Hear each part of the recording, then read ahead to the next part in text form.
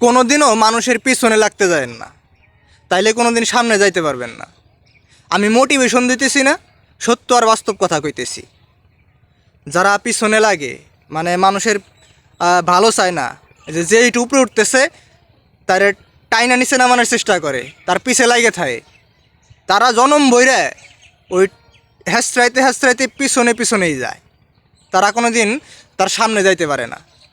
আর এইসব বিষয়ে কি বলবো, বাংলাদেশের জাতীয় খেলায় তো টাইনা নিচে নামান, যে একটু ভালো করব তার টাইনা ধৈরা 4-5 জনের জাতাদা ধরে নিচে নামা। বাংলাদেশের জাতীয় খেলা মানুষ ওই জাতীয় কামটাই করে, যে একটু ভালো করতে যায়, যে একটু ভালো হইতে চায়, তারে ধৈরা টাইনা যাইতে নিচে নামায় সবাই মিলে।